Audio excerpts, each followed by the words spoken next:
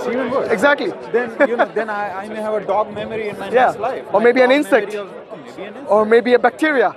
Or maybe even a plant. Maybe a plant. See what I mean? 13-year dog life, being loyal to a owner, and then I'm done. And then I move on to something else. And that's what I'm saying. It doesn't make sense to me, this reincarnation property. Yeah, I agree. That's why my position of agnosticism is all debatable. But your position, like I said, your position as an agnostic doesn't really do favors to you. Remember I spoke about death, that one day when we die and we realize that there really is an afterlife, and there really is God, and there is angels, and there are angels and hell and heaven. You see, you're taking a massive risk. Instead, what you should do as a person, normally people like to minimize the risk. You see what I mean? They don't like to maximize it. As an agnostic or even an atheist, you're maximizing the risk of the afterlife. Because I look for outcomes in this life more than something that maybe we don't know. Nobody has ever come back from there. So does God. God looks at outcomes. That's the reason we believe this is a test. So it's going to look at the outcomes in this life. Actually makes me, and I don't want to make tall claims, but I call myself the biggest humanist. Okay, if I have to help you, I don't look at who you are. For me, you are a human. I don't care whether you're Muslim. Do you believe in ahimsa, non-violence? Of course, but it is not an absolute. Okay, it's not an absolute. So, do you believe there is such a thing as just war? There is definitely a just war. Okay. So you're more than just a humanist. You're a realist. I'm a realist. Yeah. See. Okay. You can call me confused. Yeah. Not confused. I wouldn't say. Because normally humanists say they believe in the no harm principle.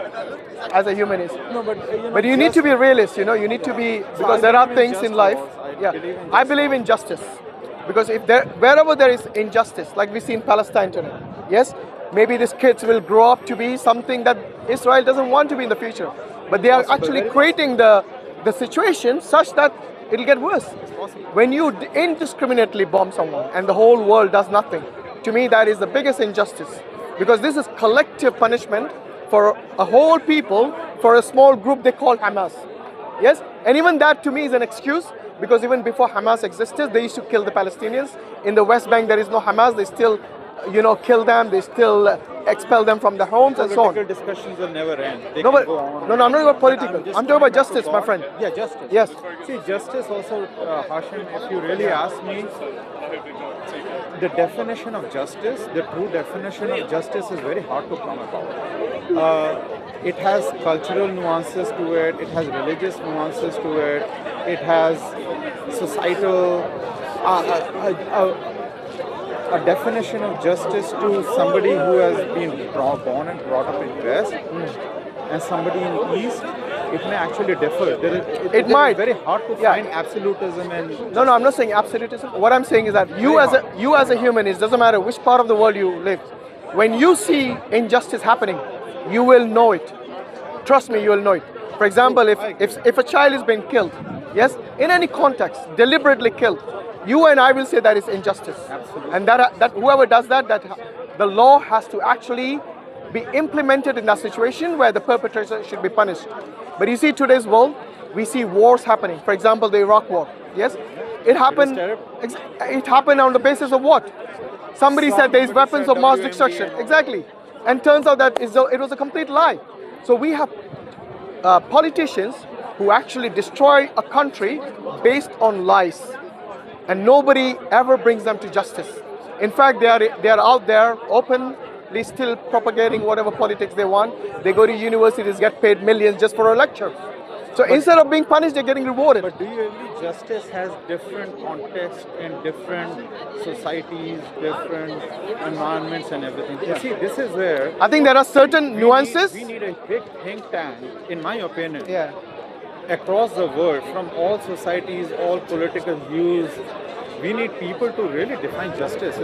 It has become... the whole world is very confused. No. I think everything is very confusing. If you look at law and order in every country... noise and very confusing. Oh, what's your name, brother? Rajiv. So in every country, there's law and order. They've got courts, right? The courts decide what is just, what is unjust, what is legal, what is illegal. But what I'm saying is that there are certain politicians who seem to be beyond even their justice system. And I agree. Which means they do things with impunity. I agree. They have no fear of anyone bringing them to justice. This is what I'm talking about. And this is, to me, look, you don't need nuances for that. That is as clear as day and night. But see, the good thing is, and by the way, I'm a believer in democracy. Yeah. And I think democracies have enough checks and balances. It hasn't done. Nobody can run away with this. It hasn't done much favor to India, democracy. It hasn't. So even that today. It has its own challenges.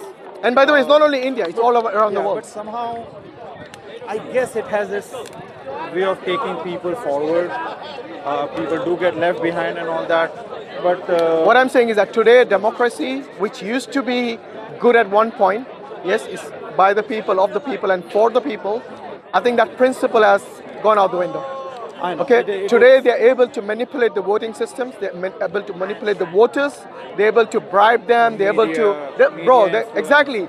They can hijack the entire media, and they can completely turn the votes against their opponents.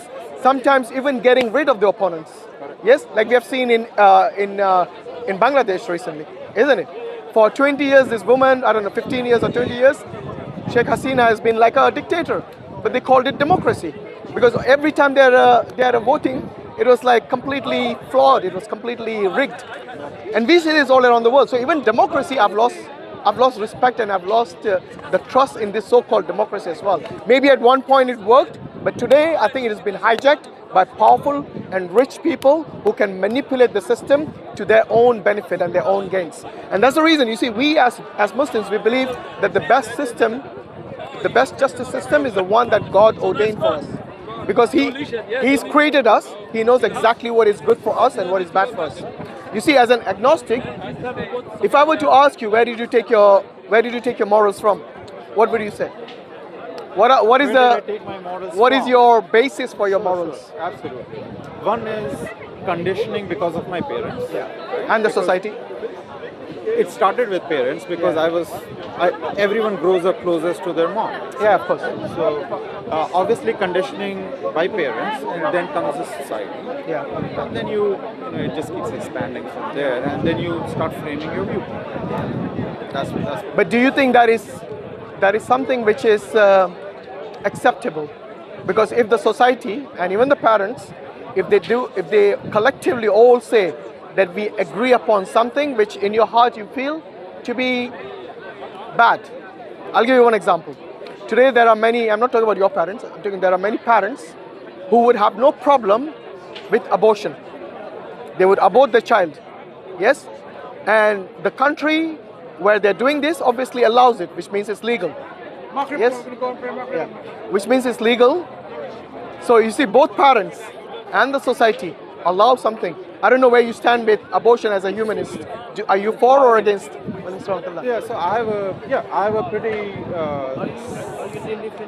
No, but you guys pray, I'm coming, Sean. I have a pretty clear line in my head again. So are you against or are you for? Maybe wrong, maybe right. I don't know. But so my clear. No, but you can't have it both ways, right? It has to be one or the other. So in what case would you? I was coming to that. Okay, go on. So let's say, unfortunately, if a girl gets raped, yes, okay, and obviously, you've been listening to some Islamic programs, haven't you? Because all these conditions which you're mentioning, especially about the no, but I'm coming to the very about the forgiveness as well. But it's very much from the Islamic perspective. There is one cutoff point at which I feel. Yeah, take it. I'm coming. Okay. Yeah. No, how do you come with your camera? Yeah, I'll bring it. Okay. There is a cutoff point after which you feel. I mean, absolutely. Okay, so now, you see in Islam, the other situation is our girls, and you know this, who will know it better than you, right? In India or in Muslim societies, right? Yeah. Our girls grow up under a lot of pressure, right? Pressure of, purity and marriage and all that stuff, right? It often happens. Girls may also go astray, just like guys. yeah. It can happen, right? So then It takes two to tango, yeah. the woman's choice also comes into play. So again, very subjective. I don't look at it. You're blocking the camera. ها You're blocking the camera. شنو الكلام انت شنو الكلام؟ We're speaking in English. Yeah. You're blocking the camera, if you don't mind. what's about what? Speak. About morality. Morality.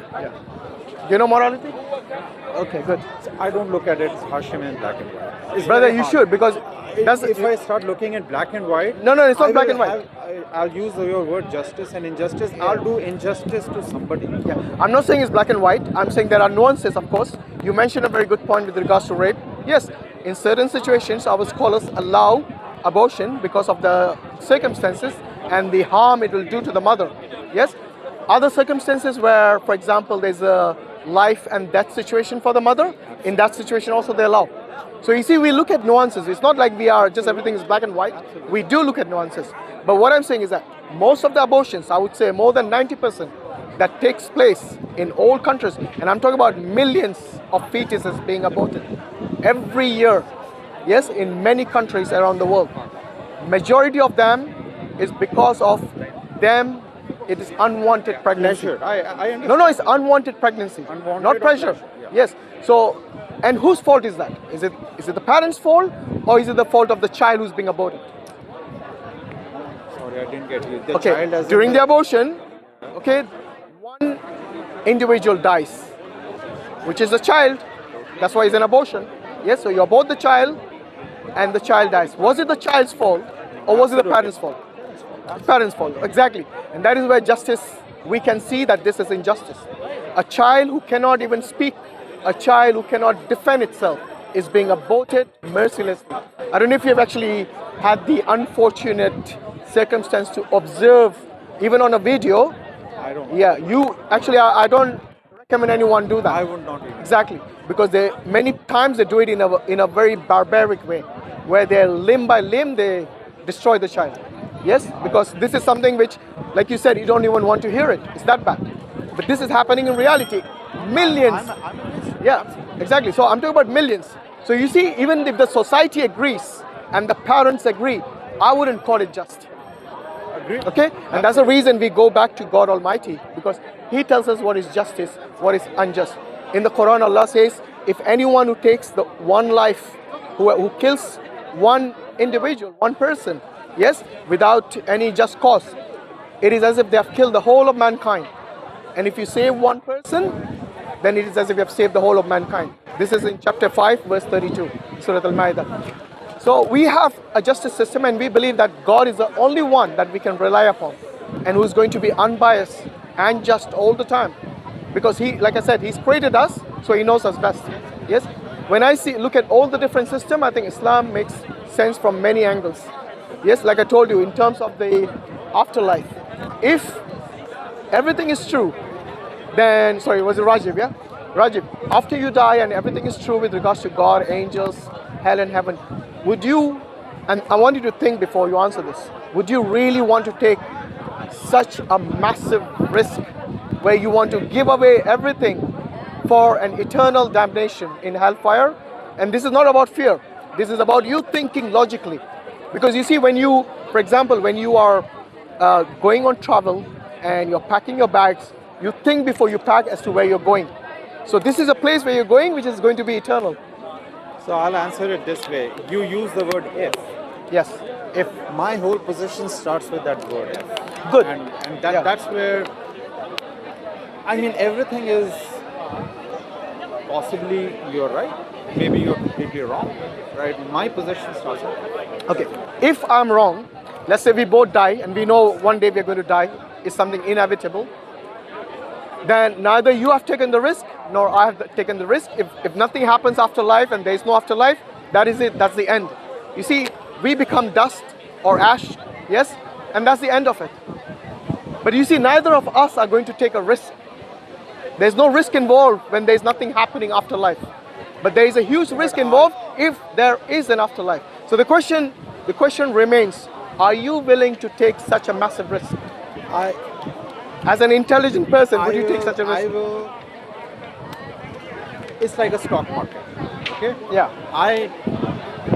When I invest my money, I neither take a risk or a reward without knowing what I'm doing. Okay? Without I have. So you want to gamble it. Okay. Stock Even in the market is stock a market, gamble. I agree. Stock market is a gamble. Even in the stock market, okay, the investor will never take the big risk. They'll always minimize the risk. Any intelligent investor, unless they are completely, like don't care about where the money comes from because they are extremely rich, maybe they can just gamble it away. Okay, but an intelligent and a person who is knowledgeable about the stock market, you will review the companies you invest in. You review the profit margins. You see the performance over the years. So it's not a blind risk you're taking. You study and you take the risk. But in this case, what you're doing is you're taking a blind risk. I will chance it. Yeah, and That's not being intelligent or, but doing research. It's still a blind risk because I don't know if heaven and earth even exist. I mean, heaven and Yeah, but if they don't exist, you're not taking any risk. So I'm saying what you're doing is you're putting 50% and 50% chance. 50% it exists, 50% it doesn't exist. If 50% it does not exist, you and I have no risk. Am I right? yes, but Hashim, my whole position. But you're is- ignoring the other My 50%. whole position is why should I venture anything, whether there is a full reward or full risk, without knowing whether something even exists? It's like, oh, put money here, the company may come about tomorrow. The company doesn't even exist, or probably the company exists Yeah. or may not exist. Why don't you put your money here? Is that what you want to do? No, I don't want to. Exactly, I want that's- to know that the company. But that's my exists. point, my friend. I'm saying that because you don't know, you're not certain about the existence. So what you would do is, would you complete? It's not whether you like it or not, you're going to die. You see what I mean? It's not like the stock market, whether you invest or not. I'm saying in this case, death is something which is certain. So it's not like whether you're going to die or not. Of course you're going to die. But the risk you're taking is massive. Do you not realize that? I don't know. Okay, I don't think you've thought it through. Maybe No, you. I've thought it through. Yeah. I ruminate over a lot of these things. Yeah. And So why you're willing to take a massive risk then? I don't see it as a risk. I mean, there So is if there is a nothing- God, you're saying, what will you do? If Let's there say if is- there is a God and he summons you and you're standing in front of him and he asks you, okay, I've given you X number of years, let's say 80 years of your life. Okay, what have you done in your life? Have you obeyed or have you disobeyed my commands? Have you even researched to know whether God exists or not? And whatever signs you see, yes, like you mentioned earlier. That's what I'm Yeah. researching. Does in this my science? life. I may have spent my lifetime Yeah. not finding God, or I may have found God. I don't know. Yeah. So is there like a criteria? Earlier I asked you, but I don't think you have answered there- that there is question. a criteria. So how would you know you have found God? I don't know. I honestly don't. Why didn't you read the scriptures? One day I may Yeah. wake up, okay, Yeah. and like a lot of people say, oh, God came in my dreams, and I have set out to do this now. Right? Many people say this, right? Yeah. It might happen tomorrow morning. I don't know. Or it might not. Or it might not happen for my entire lifetime. And I wouldn't call that a good criteria because a criteria is where you research. You don't chance it. Looks like you seem to be chancing everything. yeah, but Everything doesn't happen but just by I've chance. researched a lot. I don't Yeah. see anything that can convince me about God's existence. That's why I said you need a criteria. Because you haven't set yourself a criteria and you're saying nothing will convince me. It is like, I'll give you an example. Imagine you lost your keys, yes? But when somebody asks you what does your key look like, and you keep saying, I don't know, will you ever find your key? Will anybody else ever find your key? Possibly. No, because you haven't told them what it looks like. Okay. So neither they nor you will be able to find it. So in order to find even your key, you need criteria. What does it look like? What the shape is? Yes, so on. So to find God, also you need criteria. For example, if all of this creation is there, which is a sign which you correctly mentioned at the beginning of the conversation, yes, and this is on Dawah Wise channel, you can watch it. So if you, I've seen. I watch, by the way, just so you know. Yeah. I watch all videos across all. That's people very with good. all different views. Yeah. It's At least you are open-minded, I like that. That's very good. But what I'm saying is that if you know the criteria, for example, for us, the criteria is to judge a religion by its books. Okay, so by the scripture. Because if the scripture says something, and then you say, okay, this makes sense, then you say, okay, one of the principles in the Quran is that it is a book. If it is not from God, then certainly it'll have discrepancies in it. Now, if you read the Quran, you don't find any discrepancies, it makes sense to you, then it satisfies the criteria. But if you have a book which does have contradictions and criteria, then that criteria shows you that these contradictions prove it cannot be from God, because God doesn't make mistakes, right? So that is one criteria I can show you. Another criteria that the Quran provides it. It's very subjective, by the way. Whatever you said is very subjective. What? Finding contradictions. How is it No. subjective?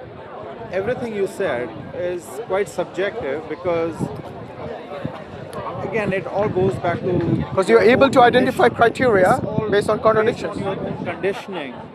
No, it's not. It's Of contradictions. your- This is open to anyone, by the way. Doesn't matter where you're in the world. So it's not based on conditioning. You can open a book. You know, I as a Muslim, I read the Bible. I've read many of the Hindu scriptures as well. Okay? When I look at them, I certainly find contradictions.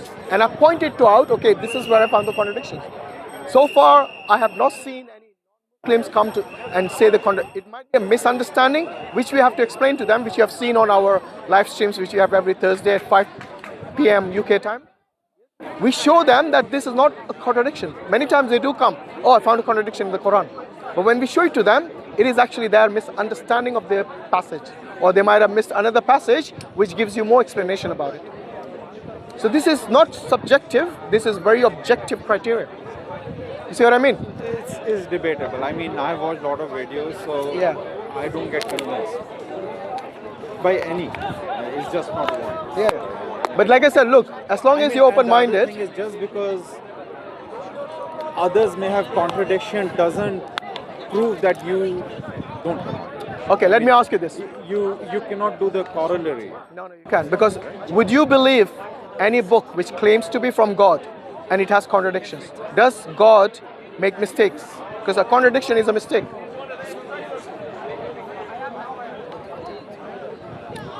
So The here truth- is how I'll answer The that. truth should be free from So contradictions. here is how I'll answer. Yeah, the go on. question. It all presupposes that God exists. But Yes. if God exists and there are no contradictions, then it proves the existence of God. Okay. So, like I said, since you don't have criteria to seek God, you know, for your entire life, you can't even know when you found God because you have no criteria. But you see, all this universe, you and me included, all the trees and the skies and the sun and the moons and the planets and everything, it just didn't come about. There must be a cause for this. The only one criteria I have only seen in my life is that American story about that kid.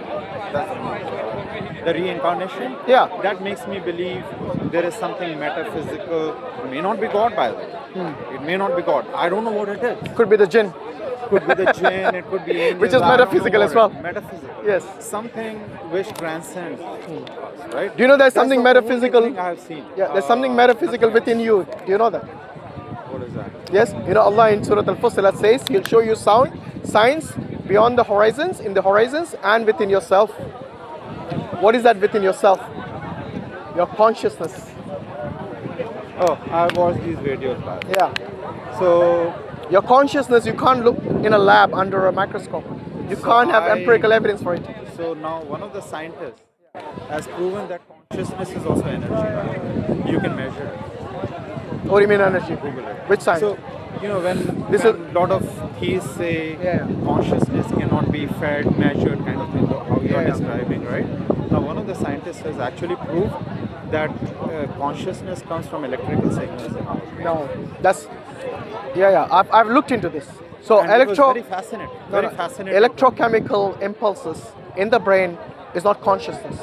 That is just your neurons firing, yes, signals. No, they are saying the opposite. They are saying You know what consciousness? consciousness is a result of also those electrical signals. No, it's not. It just shows.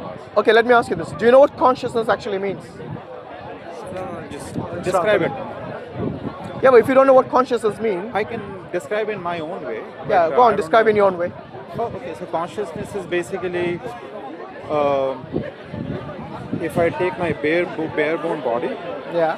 okay, and then the awareness that I get about my surroundings. Yes. That's how I would describe it. Yeah. So there's a philosopher, Descartes, who said that I think, therefore I am. So which means if you're conscious, you'll have thoughts.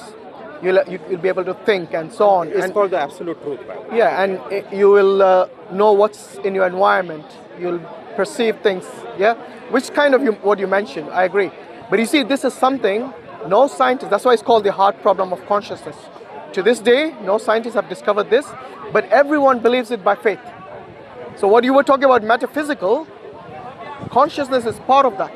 Even though they don't have evidence for it, by faith they have to believe it because without consciousness, you won't be able to have this discussion. Totally. They won't be able to invent anything. They won't be able to ask questions.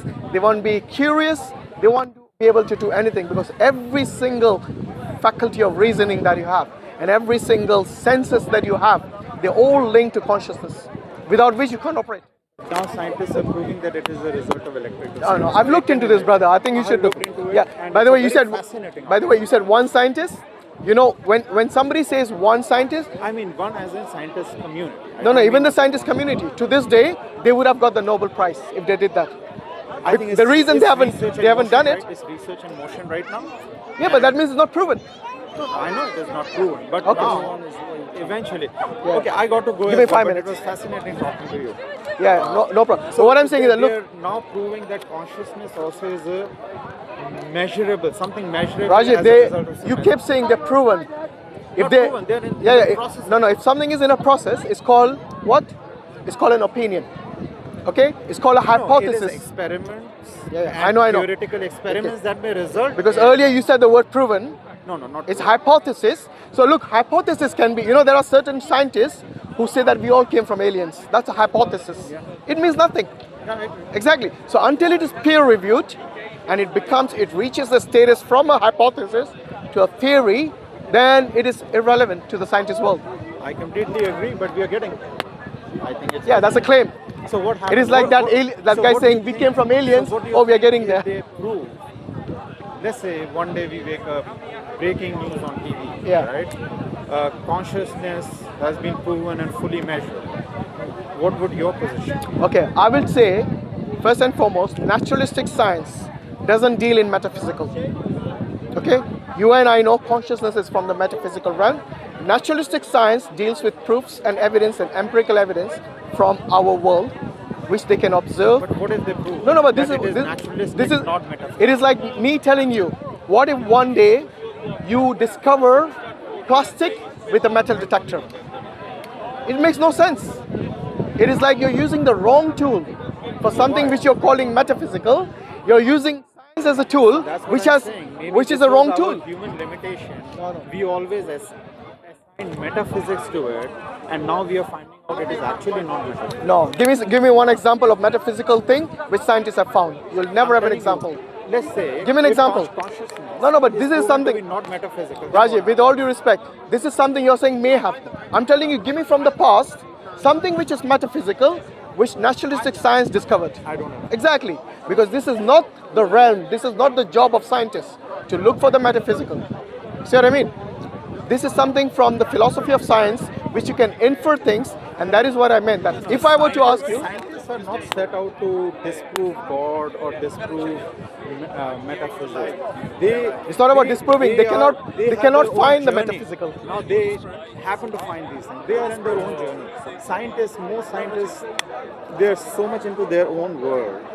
They're not out here to disprove or prove something. of course they're here to disprove and prove. They if do it all the uncover time. something, Look, Sure, if they don't uncover, they let just me ask you this. The scientists do prove and disprove many things. For example, when they have a hypothesis, the scientists who are doing the peer reviewing, they have to disprove what this guy said he's hypothesizing. Yes? And that is how peer review was. So they do disprove things. They also show you proof about things which are in the naturalistic world. For example, how photosynthesis works. And they can prove it to you. Yes? Very easily. So they do prove and they do disprove. What they don't do is, which is what I kept telling you right now, is to delve in things which is beyond their scope, which is metaphysical. So they is a study of the physical world, maybe. Yeah. What if consciousness is proven to be not metaphysical? Then they have to. No, you can't. I'll tell you why. Okay, you know what? If something is within your body, they have proved everything. Yeah, all the physical things. why they haven't proved metaphysical. Sorry, why they have not proved your consciousness. Why do the scientists themselves call it the hard problem of consciousness? Because they will never be able to. There are many hard Yeah. problems they are solving. It is like me asking you, okay, can you prove to me what happened before the Big Bang? You can't, because you cannot see beyond that, my friend. You see? So these are what I would call, this is the gaps of science. Have you seen multiverses and No one has seen. JWST and all? Nobody has seen multiverses. It's a hypothesis. No, but have you seen all these videos about JWST? Brother, with all due respect, everything they say about multiverse is something which is beyond our universe. So this is a speculation from them that it is possible. But they haven't got any evidence for it. And that's why I'm telling you that science has a limit. They can, of course, they can, with their imagination, they can postulate many things. Like that scientist who said that we came from aliens. It is No, it is. experimentation. No. You know, Speculation is not something which is unscientific, but it lacks evidence. Like hypothesis, like the guy saying we came from aliens, that is his hypothesis. And they give you certain proofs. But what I'm saying is that there are certain things which are beyond the limit of science. Doesn't matter how many millions of years in the future, they will never be able to discover it. Which is what I'm telling you, that they are something which is a limit. And science knows that. And that's the reason majority of the scientists, they will never be able to tell you what happened before the Big Bang. But you see, we know that the universe, based on the scientists, based on the cosmologists, we know that the universe began to exist at one point. And anything that begins to exist must have a cause. And if I were to ask you, okay, what is that cause? Give me some possibilities. You can say, I don't know. That's fine. Okay, but that's not an answer. That is just your... the answer is I don't know. No, I don't know. It's not really an answer. It's more like appealing to ignorance. No, we are uncovering things. Now, It's impossible, when brother. I start look at JWST and all that, Yeah. they are the scientists are really now uncovering things which has even confused them. You know, the concept of multiverse. There are some galaxies which should have been appearing farther. No one has seen multiverse. further away. No one has seen multiverses. This is something which whoever told you is speaking complete and utter nonsense. It is a concept, my friend. Listen, I've told you this already and I'm repeating. It is something that they hypothesize, but it's not based on evidence. Whatever they say. Yes? The same thing with regards to many things they hypothesize, but there's no evidence for it. And that's why I'm saying, look, in order to observe something, even with the James Webb, you know, the most powerful telescope that they have today, you need light. That is the limitation they have. Where there's no, for example, there's no this, which they called it the cosmic background radiation, you know, which is the result or the residue from the Big Bang. That itself is light, in a way, and hence they're able to observe that. And that's how they had evidence that yes, the universe at one point expanded and is expanding at a very fast pace. And they inverse that, and they say that at one point now it's expanding, at one point it might have been really minute. And then there was this gradual, really fast-paced expansion and so on. So they deduce many things from this, from their observations. And that's why they are saying they have evidence of these things about the Big Bang and so on. But if, like I said, again, it's based on many limitations, like they need at least light to observe it. They say many things like, oh, dark matter and all that, but they can't really show you empirically the evidence for that. But who can? Yeah. So anyway, what I'm saying is that Who can? at the end of the day, look, my friend, I'm not disagreeing with Yeah. anything you are saying, right? But what I'm saying is, You have no answer. things are unraveling. I mean, you have to give. From the things top of time. your head to the bottom is all science. We Your shoes is there are science. many Your trousers things that is have been science. uncovered today, which Yeah. we didn't know 300 years back, 500, 700, Yeah. 1,000, 2,000, right? We have evolved over time. Our methods of uncovering, discovering things have evolved, and we continue to evolve.